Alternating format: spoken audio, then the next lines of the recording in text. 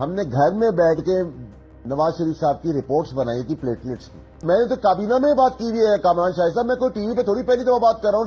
मुझे वैसे नहीं पता था, मुझे आज पता चला कि आपने बैठ के प्लेटलेट्स की रिपोर्ट जो नवाज शरीफ साहब की वो आपने बैठ के बनाई थी घर में। जी सर।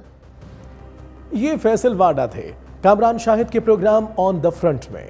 वैसे तो यह बात कहकर कि नवाज शरीफ की प्लेटलेट्स वाली रिपोर्ट मैंने घर बैठकर खुद बनाई थी, फैसल वाडा साहब ने बात ही मुका दी है। लेकिन फिर भी हम एक मुहावरे से बात शुरू करते हैं, मुर्दा बोले तो कफन ही फाड़े। यह मुहावरा अपने फैसल वाडा पर बिल्कुल फिट आता है। ऐसे ऐसे बयान देते हैं कि अकल दंग रह जाती है। बंदा सोचता ही रह जाता है कि ये लाइसेंस टू किल जैसे बयानात की इजाजत फैसल वाडा को आखिर किसने दे रखी है। फैसल वाडा के बयान से ज्यादा चौंकने वाली, बल्कि शर्मिंदगी, बल्कि शर्म से डूब मरने वाली बात एक पाकिस्तानी की हैसियत से मेरे लिए यह है कि इस इल्जाम पर मुहज्जब दुनिया का कोई मुल्क होता तो हिल जाता।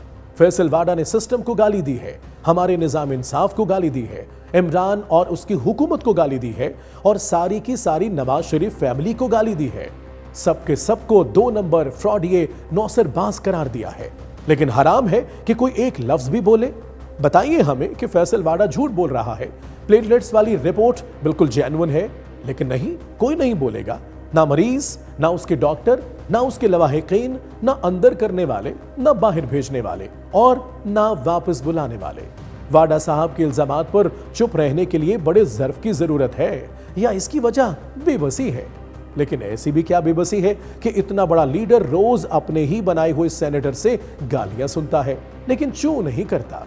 जाते जाते वाडा साहब से एक सवाल है, आप ना पीटीआई के हैं, ना पीपल्स पार्टी के, ना ही नून लीग के, फिर आपको इतना प्रधान किसने बनाया हुआ है? किसने आपको हर जगह अपनी दोनों टांगे अड़ाने की इजाजत दे रखी है? ये राज भी अचानक किसी दिन किसी प्रोग्राम में खोल दे तो मजा आ जाए। Talk is live, like share subscribe कीजिए, क्योंकि सच वही जो हम बोले। Talk is live.